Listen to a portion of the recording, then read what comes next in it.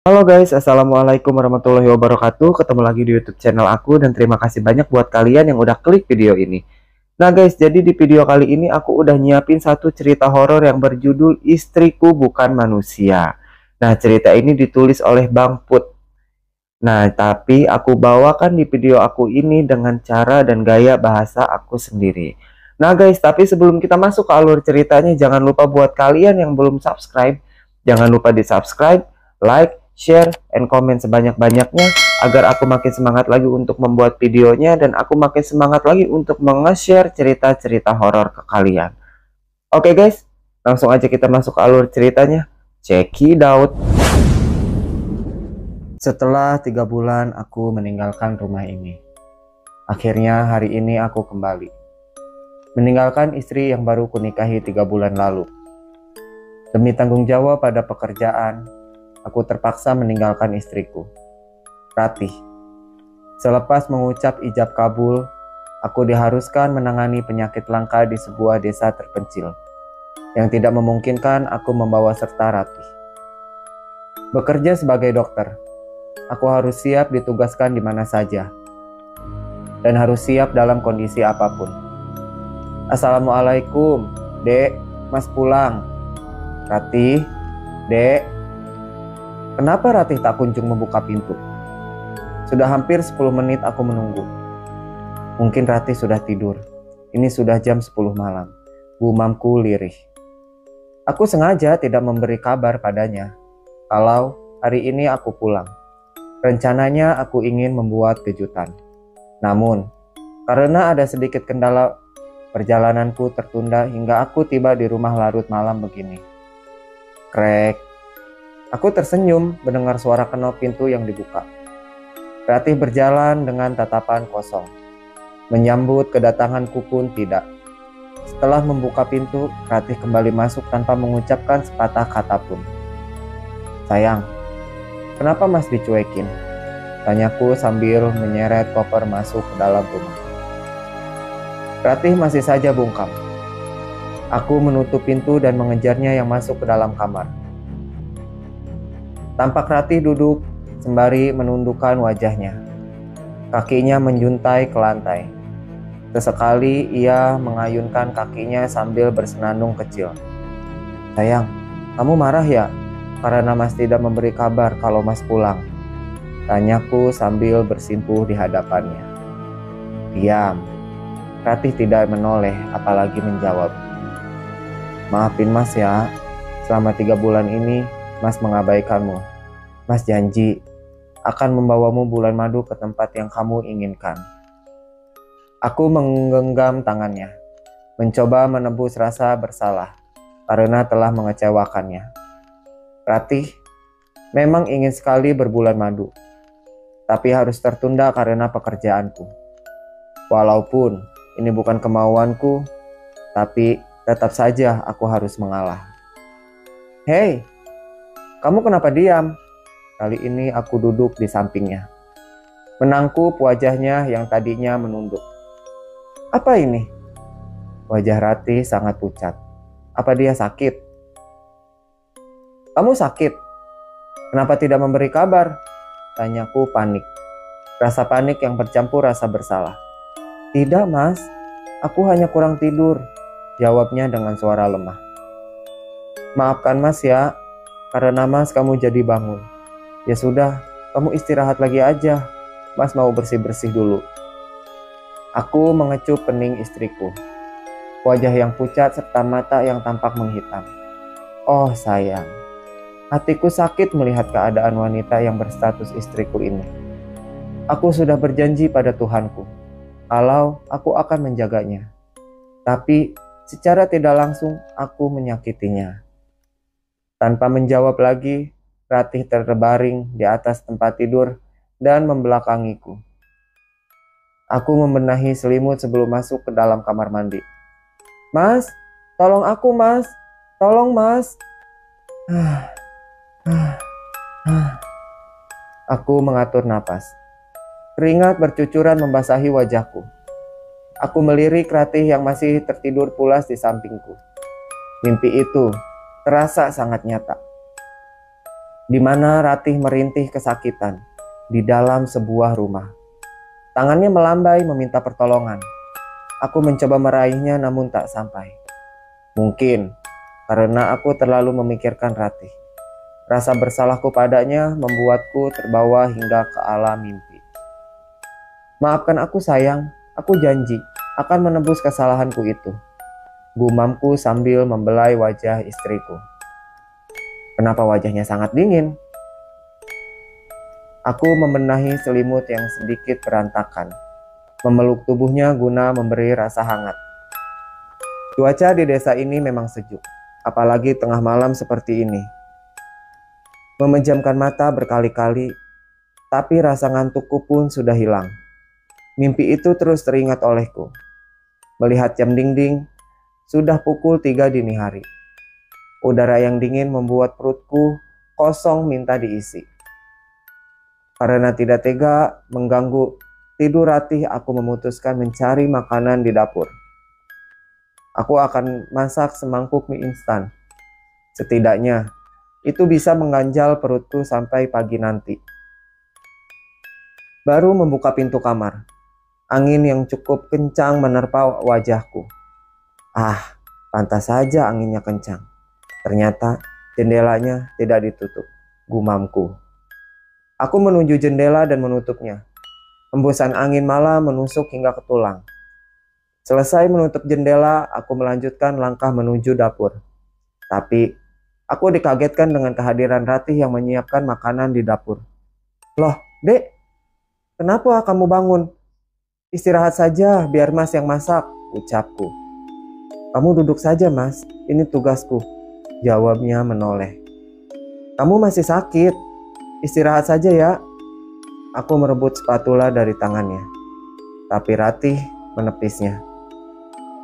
Kamu duduk saja, Mas, ini tugasku, ucap Ratih sama seperti jawabannya tadi.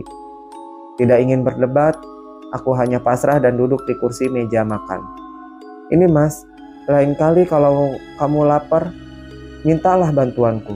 Aku ini istrimu, itu pun kalau kau masih menganggapku sebagai istri, ucap Ratih. Ucapan itu sebagaikan sindiran keras bagiku.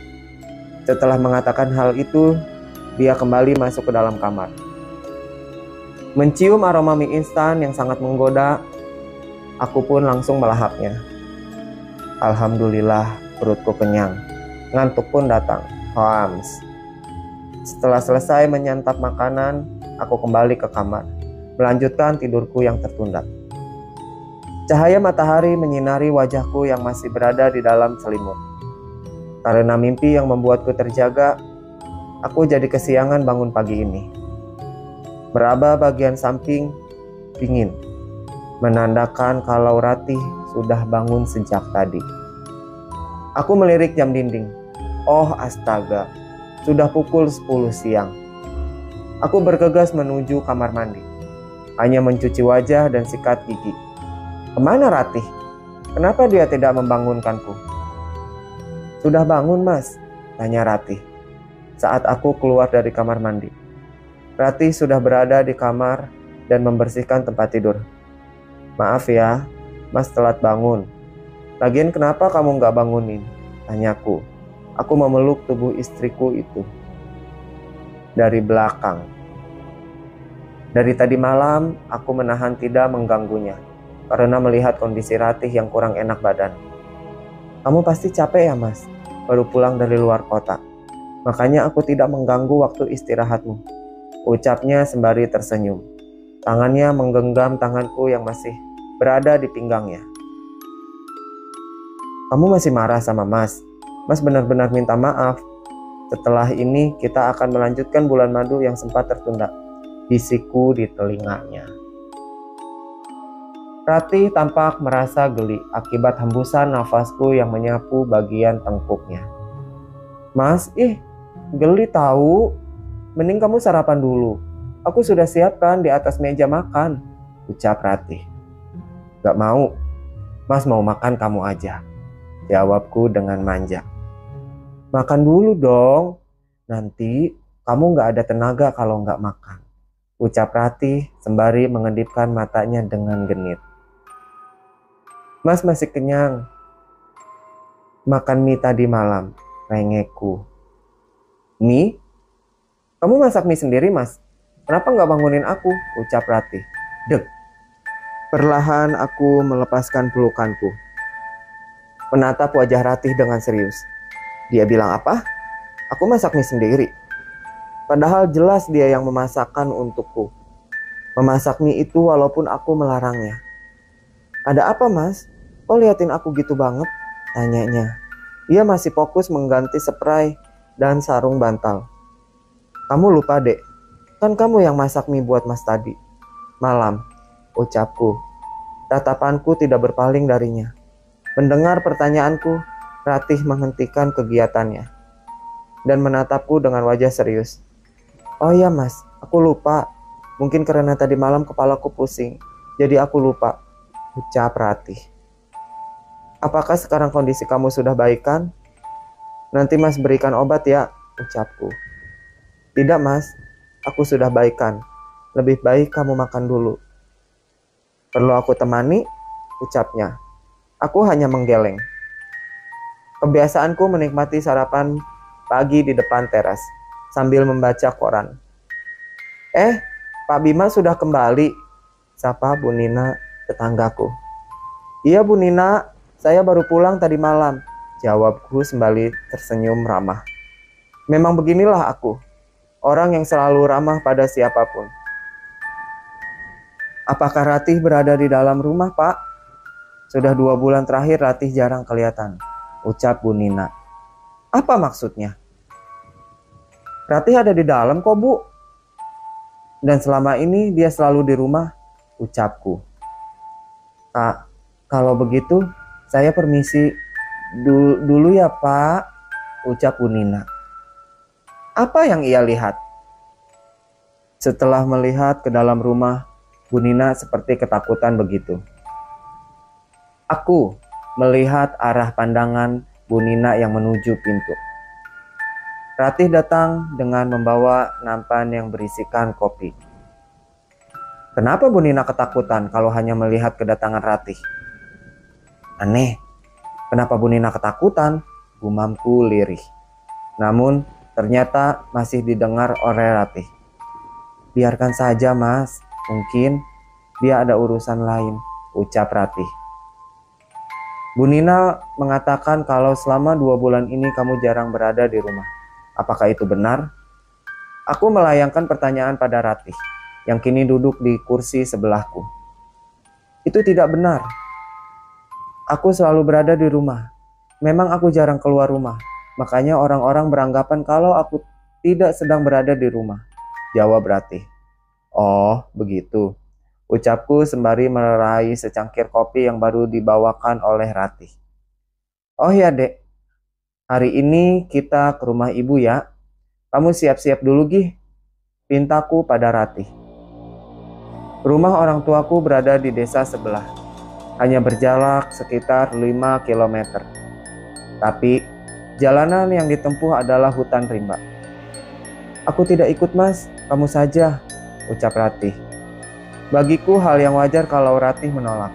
Karena dari dulu Ratih memang membatasi hubungan dengan orang tuaku. Bukan tanpa sebab, orang tuaku yang menentang hubunganku ini dengan Ratih. Apapun yang dilakukan oleh Ratih selalu akan salah di mata orang tuaku. Tapi, aku akan selalu berusaha semampuku untuk membuat semua hubungan mereka akur layaknya hubungan menantu dan mertua pada umumnya. Kamu kan sudah janji, Dek, mau mendekati ibu dan mengambil hatinya. Mas mengerti perasaan kamu, tapi Mas mohon kali ini saja. Mas akan selalu ada di sampingmu, ucapku mencoba membujuknya. Aku tidak mau, Mas. Aku tidak mau, ucap Ratih berteriak. Tatapan matanya menyorot penuh amarah. Ada apa dengan Ratih? Tidak biasanya dia seperti ini. Tatapan itu bukan tatapan istriku. Maafin, Mas. Kalau kamu tidak mau ke rumah ibu, Mas tidak akan memaksa. Kalau begitu, kita ke rumah mama saja ya. Aku memeluknya. membelai lembut rambutnya, meredam amarah yang sudah memuncak. Aku sendiri juga heran, kenapa Ratih jadi lebih gampang marah sekarang? Apa karena Ratih kurang perhatian dariku, menyebabkan ia stres? Bagaimana sayang? Apa kamu mau kita ke rumah mama? Tanyaku lagi. Ratih masih saja diam, membenamkan wajahnya di dadaku. Aku membawa Ratih masuk ke dalam, mendudukkannya di sofa ruang tamu, serta memberikan segelas air putih, agar Ratih merasa lebih tenang. Maafin Mas ya, karena sudah memaksamu. Tidak apa-apa Mas, aku juga minta maaf. Aku belum siap bertemu dengan ibumu saat ini. Tidak masalah, Mas ngerti kok. Bagaimana kalau kita ke rumah mama saja? Baiklah, aku juga kangen sama mama. Mama yang tidak menyayangiku, ucap Ratih. Tatapan matanya kosong saat mengatakan hal itu. Apa maksudmu, Dek? Kenapa kau mengatakan kalau ibumu tidak menyayangimu? Tanyaku. Yang aku tahu, Ratih dan ibunya sangat dekat. Hubungan antara anak dan orang tua yang sangat baik. Tidak sekalipun mereka mempunyai masalah. Tidak Mas, aku hanya kangen sama mama, ucapnya. Kalau begitu, kita siap-siap ya. Takutnya kita kemalaman. Rumah ibumu lumayan jauh, ucapku. Rumah ibu mertuaku memang lebih jauh daripada rumah orang tuaku. Mas mau ambil handphone yang tadi tertinggal di teras. Kamu siap-siap ya. Ratih hanya menanggapi ucapanku. Hanya dalam 5 menit aku kembali, tapi Ratih sudah selesai dengan segala persiapannya. Barang-barang bawaan yang sudah tersusun di dalam tas, serta Ratih juga sudah rapi dengan pakaiannya. Cepat sekali, Dek. Kapan kau melakukannya? Tanyaku bingung. Aku sudah menyiapkan pakaian ini sejak tadi, Mas. Aku juga sudah mandi sejak tadi pagi.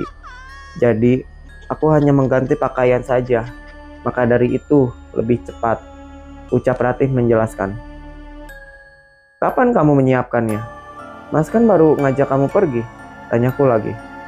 Tadi pagi, Mas. Aku memang berencana mau mengajakmu ke rumah mama. Maaf ya, Mas, ucapnya. Ya sudah, kalau begitu Mas mau mandi dulu. Kamu tunggu di sini ya. Aku mandi. Tidaklah lama. Hanya dalam 15 menit aku sudah selesai dan mengganti pakaianku. Setelah semua selesai, kami langsung berangkat menuju rumah orang tua Ratih. Ratih adalah anak sulung dari 2 bersaudara. Adiknya bernama Rita. Dia berusia 20 tahun. Ratih sendiri usianya 23 tahun saat ini. Aku bertemu dengan Ratih saat ditugaskan di desanya. Dan kebetulan aku tinggal di rumah Ratih saat itu. Ratih wanita yang sangat cantik. Bukan hanya wajahnya, tapi juga hatinya. Orang tua Ratih adalah orang tua yang sangat kaya. Di desanya, orang tua Ratih adalah juragan pemilik perkebunan kelapa sawit terluas. Ratih sendiri berpendidikan tinggi, menyandang gelar sarjana pendidikan. Aku sendiri heran, kenapa orang tuaku menentang hubungan kami. Padahal selama ini orang tuaku mendesak agar aku segera menikah. Di usiaku yang sudah menginjak kepala 3. Memang mengharuskan aku sudah memiliki pendamping hidup. Tapi karena pekerjaanku yang padat, aku tidak ada kesempatan mencari jodoh.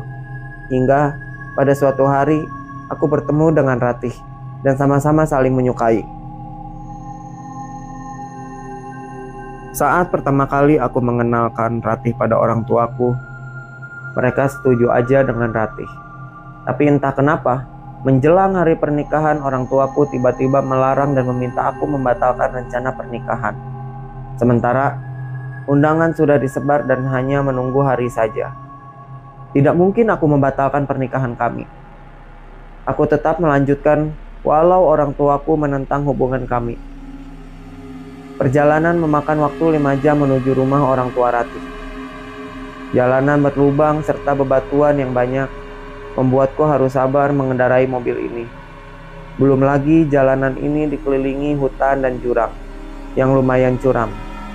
Sedikit saja oleng mungkin kami akan terjun bebas ke dalam jurang. Aku melirik Ratih yang tampak tertidur pulas di sampingku. Sejak pernikahan kami, belum sekalipun aku menyentuhnya. Entah kenapa aku merasa banyak perubahan dari Ratih. Mulai dari sikapnya yang dingin dan tingkah lakunya yang sangat berbeda dari sebelumnya. Apakah Ratih marah padaku karena aku meninggalkannya saat malam pertama kami? Tapi aku rasa tidak. Karena sebelum berangkat, aku dan Ratih baik-baik saja. Ratih juga mengizinkan aku pergi saat itu. Lantas kenapa sekarang sikap Ratih sangat dingin padaku? Tidak terasa kini kami telah tiba di desa kelahiran Ratih. Desa yang masih sangat terpencil. Bahkan PLN saja belum ada di desa ini. Orang-orang hanya menggunakan lampu templok sebagai penerangan. Tapi bagi yang mampu seperti orang tua Ratih bisa menggunakan genset untuk mendapatkan listrik. Tepat jam 6 sore, kami sudah berada di depan rumah Ratih. Rumah yang tampak mencolok dari rumah lainnya. Kalau rumah orang lain hanya berdinding papan dan beratap daun rumbia, berbeda dengan rumah orang tua Ratih yang sudah gedongan. Bangunan berlantai 3 yang sangat mewah, tampak menjulang tinggi di antara yang lainnya. Dek, kita sudah sampai. Aku membangunkan Ratih yang masih tertidur. Iya mas, kamu turun duluan saja. Aku mau membenahi rambut sebentar, ucap Ratih. Aku turun dan membuka pagar besi yang menjulang tinggi. Tidak ada satpam di sini. Setelah membuka pagar, aku kembali ke dalam mobil dan membawanya masuk ke dalam garasi. Kenapa rumahnya gelap ya? Apa tidak ada orang di dalam? Gumamku. Aku turun dan mengeluarkan koper dari bagasi mobil. Ting tong. Aku menekan bel beberapa kali. Menunggu di depan pintu. Cekrek. Tampak Rita berdiri di depan pintu. Mas Bimo, ayo masuk. Kamu kok nggak ngomong mau ke sini? Ucap Rita sembari memeluk lenganku dan membawaku masuk. Rita, tunggu dulu. Mbakmu masih di mobil. Tunggu sebentar mas panggil mbakmu. Ucapku sambil melepas tangan Rita dari lenganku. Rita memang selalu seperti itu. Terkadang aku memaklum, mungkin karena dia anak bungsu dan terlalu dimanjakan. Tapi terkadang aku risih juga dengan kelakuannya yang menurutku tidak pantas. Rita memberengutkan bibirnya, menghentakkan kakinya dan kembali masuk ke dalam. Tidak peduli, aku kembali ke mobil untuk membawa Ratih masuk. Dia pasti melihat kelakuan adiknya tadi.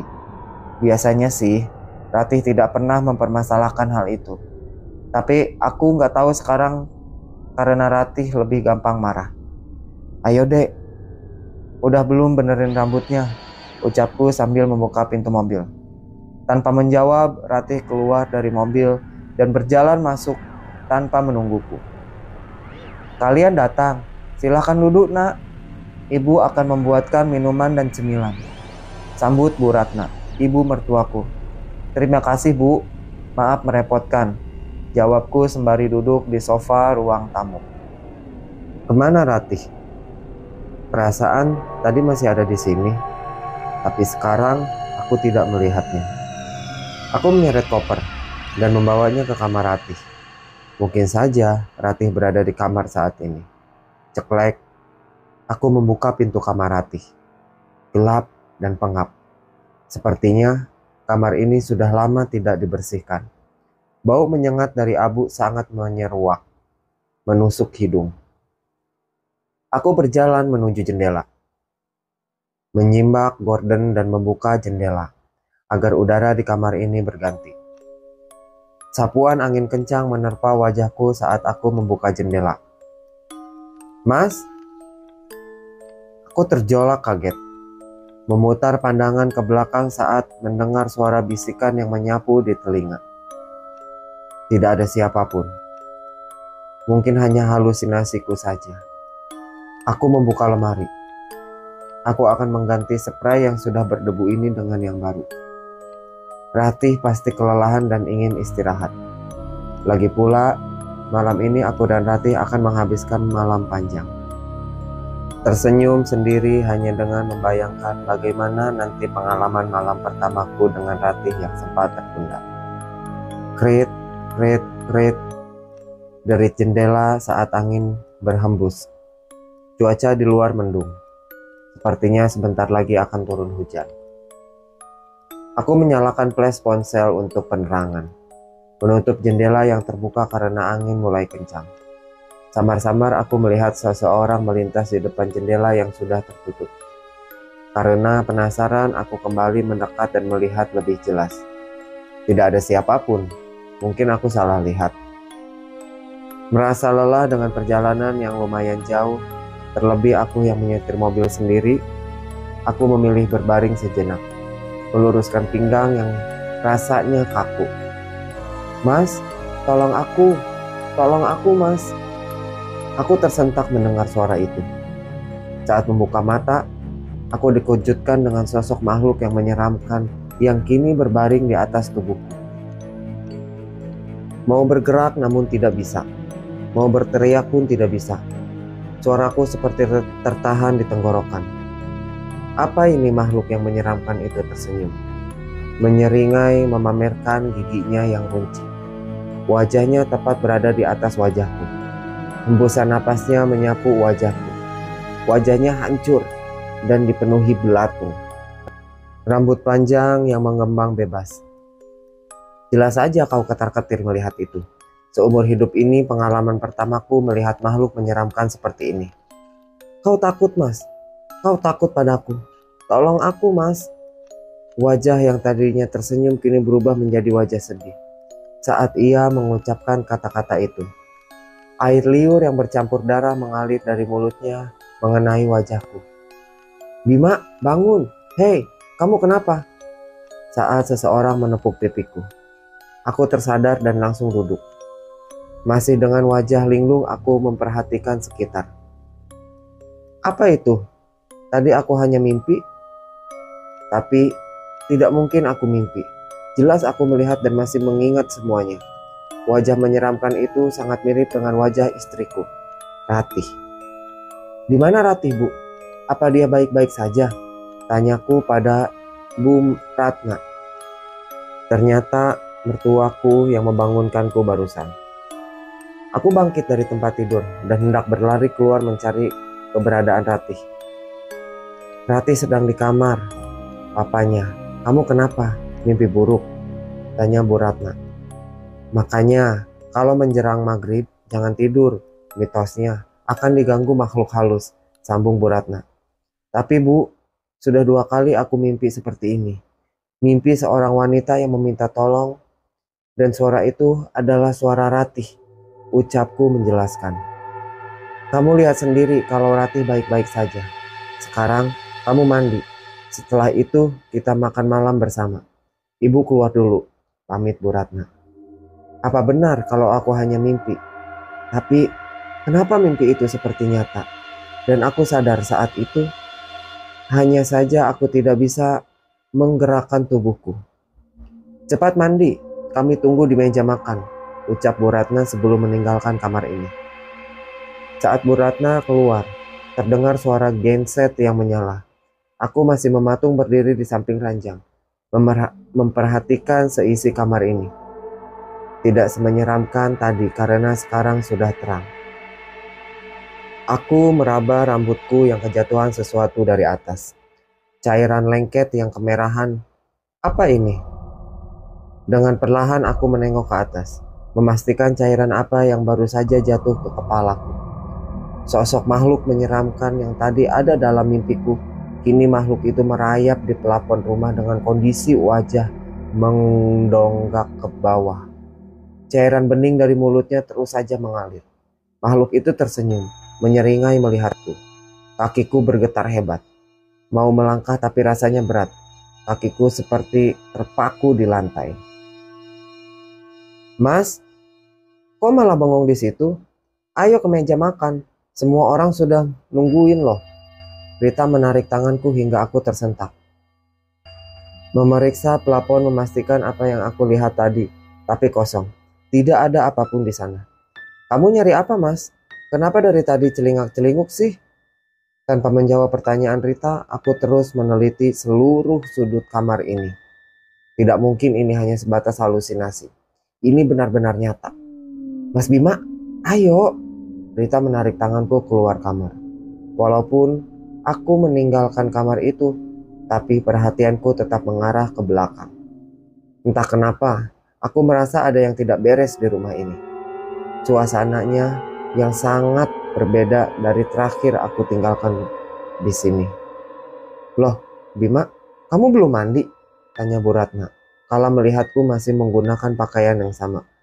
Tahu tuh Bu, Mas Bima, kebanyakan melamun, jawab Rita. Aku melirik Ratih yang duduk di sebelah kursi. Tangannya mengaduk-aduk makanan yang berada di piringnya. Tidak sekalipun ia menoleh saat aku duduk di sampingnya. Kenapa tidak dimakan, Dek? Mau Mas suapin? Tanyaku. Ratih hanya menggeleng. Papa di mana, Bu? Kenapa tidak ikut makan? Tidak melihat kehadiran Om Doni, papa mertuaku. Biasanya beliau selalu ikut bergabung saat makan malam bersama. Papa sedang sakit. Dia sudah makan di kamarnya, jawab Bu Ratna. Menyantap makanan dalam diam. Hanya suara denting sendok yang beradu dengan piring yang terdengar nyaring. Mendadak aku merasa semua orang bisu. Tidak ada canda tawa seperti dulu. Aku sudah selesai. Ratih membanting sendok dan berlalu meninggalkan meja makan. Sudah selesai. Tidak sedikit pun dia memakan makanannya. Melihat tingkah Ratih mendadak selera makanku hilang. Gegas, aku menyudahi makananku dan mengejar Ratih. Kamu kenapa, Dek? Kalau ada masalah cerita sama Mas. Jangan seperti ini. Mas tidak tahu apa masalahnya. Kalau kamu hanya diam. Ratih sama sekali tidak mendengarkan ucapanku. Ia berbaring di atas ranjang dan membelakangiku. Sayang, jangan seperti ini dong. Kalau Mas ada salah, tolong jangan diam. Ayo kita bicarakan baik-baik masalahnya apa. Mencoba membujuknya agar berbalik badan dan menghadapku. Tapi tidak sedikit pun pergerakan, walau aku sudah mengeluarkan seluruh tenaga hanya untuk membalikan tubuhnya ke arahku. Tidak kehabisan akal, aku berjalan memutari ranjang dan duduk tepat di depan Ratih. Dia tidak tidur, hanya saja dia mengabaikanku. Mas minta maaf, Dek. Tolong jelaskan, apa kesalahan Mas? Ucapku sambil menggenggam tangannya. Diam dan jangan ganggu aku. Aku menyerenyit mendengar ucapan Ratih. Suaranya terdengar aneh dan berbeda. Tidak biasanya dia berbicara kasar seperti itu padaku. Tidak ingin berdebat, biarlah aku mengalah. Mungkin Ratih belum siap melayaniku sebagai suaminya. Tapi memang caranya menjauhiku seperti ini tidak benar. Kalau saja Ratih ngomong baik-baik, pasti aku juga tidak akan memaksanya. Aku memutuskan untuk mandi. Memasuki kamar mandi yang juga berada di dalam kamar ini. Namun ternyata airnya tidak menyala. Terpaksa aku mandi di kamar mandi belakang yang ada di dapur. Masih pukul 8 malam, tapi suasana rumah ini sudah sepi. Kemana Bu Ratna dan Rita? Masa iya jam segini mereka sudah tidur? Aku memasuki kamar mandi melepas pakaian satu persatu dan mengguyur tubuhku dengan air dingin. Tapi walaupun dingin, ini mampu menyegarkan badanku yang berkeringat sejak tadi. Menyabuni seluruh tubuh dan wajahku. Dengan kondisi wajah yang penuh dengan sabun, aku tidak bisa membuka mata sepenuhnya. Hanya membuka sedikit agar bisa melakukan aktivitas lain. Di dalam kamar mandi ini, terdapat sebuah sumur yang sudah tidak digunakan lagi. Karena air di rumah ini sudah menggunakan air bor. Di kedalaman ratusan meter. Aku terlonjak kaget saat melihat sebuah tangan keluar dari dalam sumur yang hanya ditutupi papan. Segera aku mencuci wajahku yang masih dipenuhi sabun. Rasa penasaran yang membuatku ingin melihat lebih jelas dengan apa yang kulihat tadi. Aku memberanikan diri mendekati sumur itu, menyingkirkan papan penutup satu persatu dari atas sumur. Karena di bawah sana begitu gelap, aku tidak bisa melihat apapun. Tapi aku benar-benar melihat tangan yang menyembul keluar, walau dengan kondisi mata yang terbuka sedikit. Tik tak, tik tak. Tiba-tiba lampu di dalam kamar mandi mati, menyala lagi, mati lagi, dan menyala lagi. Apalagi ini? Kenapa suasana di rumah ini menjadi mirip rumah hantu? Aku meraba bak mandi, mencari keberadaan gayung untuk mengguyur tubuhku agar sisa sabun hilang. Kondisi lampu masih hidup mati dengan sendirinya. Saat lampu menyala, aku melihat genangan air yang berada di dalam bak itu berubah menjadi merah. Tapi saat lampu mati dan menyala lagi, air itu kembali normal seperti semula. Ini tidak beres. Aku segera menyambar handuk dan melilitnya pada pinggangku. Dengan tergesa aku membuka pintu. Niat hati ingin segera berlari menuju kamar. Aku harus dikagetkan dengan sosok wanita yang berdiri di depan pintu kamar mandi. Wajahnya tidak terlihat karena ditutupi oleh rambut. Setan! Habis sudah keberanianku. Jika dari tadi aku mencoba kuat dan menepis rasa takut, tapi kali ini tidak. Aku sudah melihatnya langsung. Itu pasti setan. Aku berlari terbirit-birit menuju kamar. Hahaha, Mas Bima ada-ada saja. Hari gini masih percaya setan. Aku berhenti saat mendengar suara tawa itu. Berbalik badan dan mendapati Rita berdiri di depan pintu kamar mandi. Dia masih tertawa sambil memegangi perutnya. Jadi kau yang mengerjaiku. Lagian masa Mas Bima takut sama setan sih? Badan aja berotot, tapi takut sama setan. Hahaha. Rita terus saja tertawa terbahak-bahak. Jadi kau juga yang iseng mematikan lampu dan menyalakannya berulang kali? Tanyaku sambil menahan diri. Kalau bukan karena dia adik iparku, sudah kuhajar dia. Ya iyalah mas, jadi siapa lagi? Jawabnya. Rita yang tadinya masih tertawa tiba-tiba diam, berjalan perlahan mendekatiku dengan tatapan yang sulit diartikan. Seiring berjalannya waktu, posisi Rita semakin dekat. Aku mencoba mundur secara perlahan. Kenapa lagi ini anak? Apa kali ini dia benar-benar kesurupan? Rita, kau kenapa? Tanyaku. Mas, mau mencoba menggodaku, ucap Rita. Pandangannya beralih pada bagian bawahku. Oh astaga, aku lupa hanya mengenakan handuk. Tanpa memperdulikan Rita, aku melanjutkan langkah menuju kamar. Usai menggunakan pakaian, aku duduk di sisi ranjang, memandangi wajah Ratih yang sepertinya sudah tidur.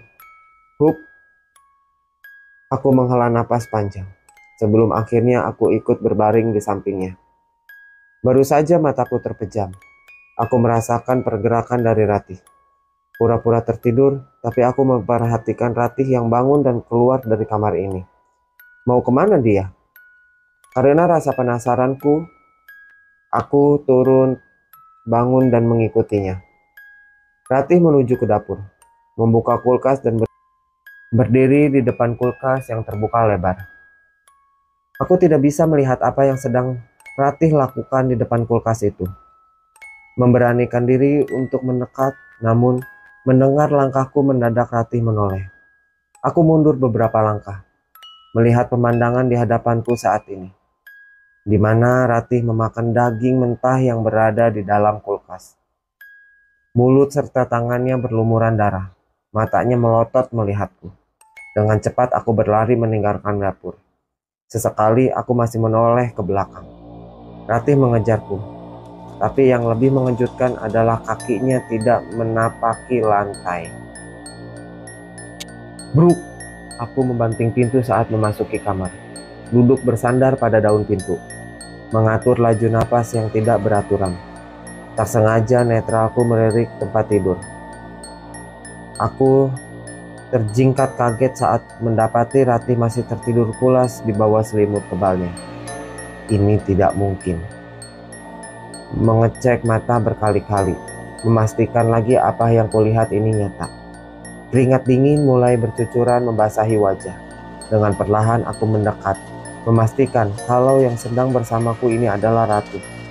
Seret, dengan cepat aku menarik selimut yang menutupi tubuhnya.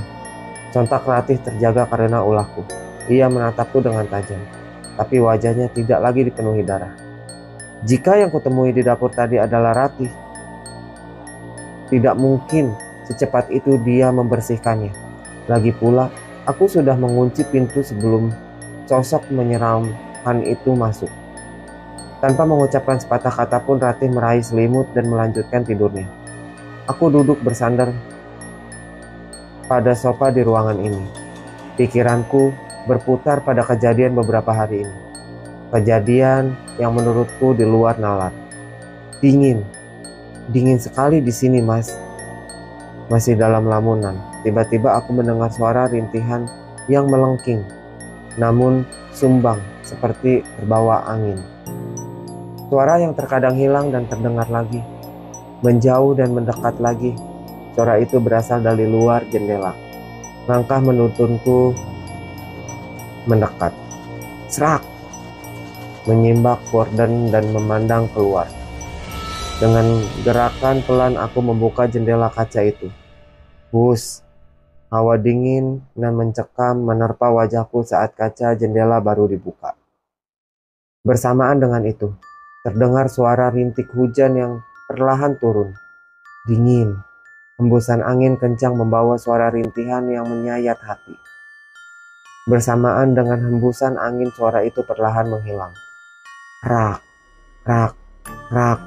Burung gagak tiba-tiba bersahutan di atas pohon yang berada di samping rumah ini. Aku mendongak, mengeluarkan separuh badan untuk mengusir serombongan gagak yang bertengger di atas pohon. Hus! Kembali aku terjingkat kaget saat sosok makhluk yang aku sendiri tidak tahu apa tiba-tiba melayang tepat di depan wajahku. Bersamaan dengan itu, aroma bau busuk tiba-tiba menyeruak tajam menusuk hidungku. Aku memejamkan pandangan, menyapu arah kemana makhluk itu. Hanya hamparan legam langit malam yang tampak. Hembusan angin kembali berdesir kencang. Pias air hujan menerobos mengenai wajahku. Dengan segera aku menutup jendela dan menyapu sisa-sisa air hujan yang menempel di wajah. Aku merasakan ada yang tidak beres. Namun, aku tidak bisa menerka arti dari semua teror yang menghampiriku. Aku kembali duduk di sofa. Tapi kali ini suasana semakin berbeda. Hening semakin meraja membuat suasana kian mencekam. Aku merasa saat ini ada yang sedang memperhatikanku. Menoleh ke samping kanan dan kiri, bulu kuduku berdiri, merasakan ketenangan saat ini. Beranjak aku naik ke pembaringan, menarik selimut, menutupi tubuh dan wajahku. Matahari bersinar terang di ufuk timur. Aku menggeliat, meregangkan otot yang terasa kaku. Sinar matahari menerpa wajahku hingga membuatku terjaga. Lagi-lagi aku kesiangan karena teror itu. Selamat pagi, Mas. Kamu sudah bangun? Ratih masuk sembari membawakan segelas kopi di tangannya. Ia tersenyum, begitu manis pagi ini. Enggan untuk menjawab, aku terus menelisik wajahnya. Ratih meletakkan kopi tersebut di atas meja, lantas berjalan mendekatiku. Terngiang di benakku kejadian malam tadi, di mana Ratih memakan seonggok daging mentah yang masih mengeluarkan darah segar. Dalam sekejap, aku merasa perutku seperti diaduk-aduk. Aku beranjak dari tempat tidur dan berlari hendak menuju kamar mandi yang berada di dapur. Mau kemana, Mas? Tanya Ratih. Kamar mandi kebelet pipis, jawabku tanpa menoleh. Kamar mandi di kamar saja, kenapa harus jauh-jauh? Teriak Ratih karena posisiku sudah lumayan jauh. Sontak aku menghentikan langkah dan berbalik badan. Bukankah kamar mandi di sini rusak? Tanyaku. Iya mas, sudah diperbaiki. Jawaban dari Ratih tidak bisa membuatku percaya begitu saja. Namun, aku tetap memasuki kamar mandi yang berada di dalam kamar ini. Aku berdiri sembari memandang wajahku di depan cermin, mencoba menerka apa yang sebenarnya terjadi. Kenapa belakangan ini aku sering mendapatkan teror seperti ini? Jika sebelumnya tidak pernah, tapi kali ini hampir setiap saat aku merasa berdampingan dengan hal tak kasat mata. Lagi dan lagi tubuhku rasanya kaku, mau bergerak tapi tidak bisa. Posisiku masih berdiri di depan kaca besar kamar mandi. Sosok makhluk menyeramkan itu kembali hadir. Tangannya keluar dari dalam kaca dan mencengkeram erat leherku. Semakin lama, cengkeraman itu semakin erat, menyebabkan jalan nafasku tertahan. Sedangkan dadaku terasa begitu sesak. Wajah hancur yang dipenuhi ribuan belatung itu tiba-tiba tersenyum menyeringai. Senyuman yang semakin lama semakin melebar hingga menyentuh telinga. Aku ingin sekali memejamkan mata agar tidak melihat makhluk yang masih berada di depanku. Namun, untuk berkedip pun aku tidak bisa. Dengan nyali yang dipaksakan, aku mencoba menatap panik mata makhluk itu, menelisik dalam-dalam berharap nyalinya mencuit. Benar saja, wajah yang tadinya dipenuhi dendam kini perlahan melunak. Cengkraman di leherku perlahan terlepas. Wajah itu pun perlahan memudar, bak pukulan asap yang sekejap saja sirna diterpa angin. Kali ini bukan halusinasi lagi. Aku benar-benar merasakan dan melihatnya dengan nyata. Tanpa seorang pun mengagetkanku seperti sebelumnya. Mas, kenapa lama sekali? Apa kamu baik-baik saja? Tanya Ratih seraya mengetuk pintu kamar mandi. Ya, sebentar, sahutku. Ayo kita keluar mas, ibu sudah menunggu di meja makan. Ternyata Ratih masih menungguku. Aku mengeringkan rambut dengan handuk. Segalanya mengikuti Ratih menuju meja makan. Lagi-lagi, aku tidak melihat kehadiran Om Doni di meja makan ini. Hanya ada Bu Ratna dan Rita. Duduk mas, kok malah bengong? Aku ambilin ya. Ratih melayaniku layaknya tugas seorang istri pada umumnya. Tunggu, kenapa aku merasa sikap Ratih sangat aneh pada saat malam hari? Namun, saat siang hari, seperti ini Ratih tidak menunjukkan sikap keanehannya. Malam itu, saat pertama aku pulang, Ratih juga bersikap dingin, beralasan tidak enak badan, sehingga ia mengabaikanku. Malam kedua, saat kami tiba di rumah ini, Ratih juga bersikap sama. Namun, dia tidak memberi alasan apapun. Tapi, kenapa pada saat siang hari Ratih mendadak baik seperti pertama kali aku mengenalnya? Jelas, ada yang tidak beres. Aku harus menyelidiki semuanya. Malam ini aku akan buktikan kecurigaanku ini. Apakah malam ini Ratih akan bersikap dingin atau malah sebaliknya? Tapi tunggu, apa ini ada hubungannya dengan orang tuaku? Apakah orang tuaku mengatakan sesuatu pada Ratih hingga dia enggan melayaniku sebagai suaminya dan bersikap dingin saat malam hari, agar aku tidak menuntutnya melakukan tugas sebagai seorang istri pada umumnya? Dan inilah alasan Ratih menolak pergi ke rumah ibuku. Kalau dugaanku ini benar, Ratih pasti sangat tertekan saat ini. Usai menyantap makan siang, aku berniat menjenguk Om Doni di kamarnya. Tapi secara tidak langsung Bu Ratna mencegahku. Papa sedang istirahat, sebaiknya jangan diganggu dulu, ucap Bu Ratna. Aku janji Bu, tidak akan mengganggu istirahat Papa. Aku hanya ingin melihatnya saja. Dari depan pintu juga nggak apa-apa, ujarku. Sebaiknya jangan membantah.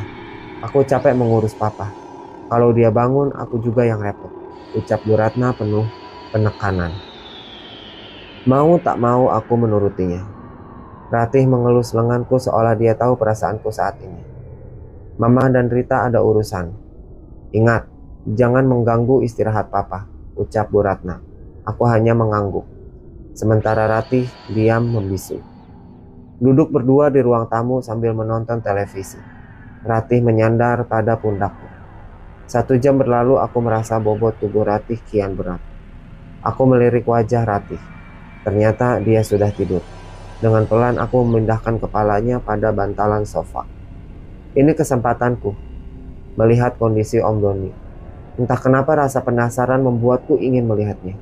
Memastikan bahwa Ratih benar-benar sudah tidur, aku berjalan secara perlahan menuju kamar mertuaku itu. Biarlah aku dicap menantu yang tidak punya sopan santun karena memasuki kamar mertua tanpa izin. Red, aku menekan kenop pintu dan mendorongnya sepelan mungkin. Bisa kacau juga kalau Om Doni terjaga saat Bu Ratna tidak ada di rumah. Tidak masalah kalau hanya menjaga dan merawatnya. Tapi aku tidak terbiasa melakukan itu. Takutnya Om Doni tidak nyaman berada dalam asuhanku. Baru berdiri di depan pintu, aku sudah merasakan hawa yang mencekam di dalam kamar ini. Bagaimana tidak? Keadaan yang sangat gelap, tidak satupun jendela yang terbuka. Tega sekali Bu Ratna membiarkan Om Doni berada di kamar gelap dan pengap seperti ini. Tapi mungkin ini juga permintaan Om Doni. Memang sebagian orang lebih nyaman tidur dalam ruangan yang gelap. Tapi aroma busuk apa ini? Separah itukah penyakit Om Doni hingga kamarnya mengeluarkan aroma bau busuk yang sangat pekat? Semakin aku melangkah masuk, aroma busuk itu semakin menyeruak tajam. Serak! Aku menyibak gorden agar pencahayaan masuk ke dalam kamar ini. Begitu berbalik badan melihat arah ranjang, aku terjingkat kaget melihat apa yang ada di atas tempat tidur. Itu Om Doni, tapi keadaannya sangat mengenaskan. Tubuh yang sudah mengering, mata yang melotot ke atas, serta mulut yang menganga, memberanikan diri untuk mendekat. Bau busuk kian terasa menyengat. Oh Tuhan, Om Doni sudah tewas. Jasadnya sudah membusuk di bagian tertentu. Tapi sebagian tubuhnya tidak mengalami pembusukan. Ini aneh. Aku adalah seorang dokter. Jadi aku tahu kalau Om Doni sudah tewas lebih dari seminggu. Dan mayatnya tidak mengalami pembusukan karena diawetkan dengan pengawet mayat. Tapi apa motif Bu Ratna melakukan ini pada suaminya? Kamu ngapain, Mas? Tinggalkan ruangan ini sebelum wanita itu kembali. Lagi-lagi aku terlonjak kaget mendengar suara itu. Ratih berdiri di belakangku dengan sorot mata tajam. Kenapa dia tidak bertanya tentang kondisi papahnya? Mendengar deru mobil yang baru masuk ke garasi, Ratih segera menutup gorden, jendela dan menarikku keluar meninggalkan kamar ini. Nah oke guys, jadi segitu dulu ceritanya. Jadi ceritanya bersambung sampai di sini. Nah tapi ceritanya ini belum selesai guys. Ceritanya masih sangat-sangat panjang. Nantikan di part selanjutnya ya guys. Nah semoga kalian suka dengan cerita dan videonya. Tapi jangan lupa, untuk kalian yang suka dengan video ini, jangan lupa di subscribe, like, share, and komen sebanyak-banyaknya. Agar aku makin semangat lagi untuk membuat video-videonya dan aku makin semangat lagi untuk nge-share cerita-cerita horor ke kalian. Oke guys, sampai bertemu di part selanjutnya and bye-bye.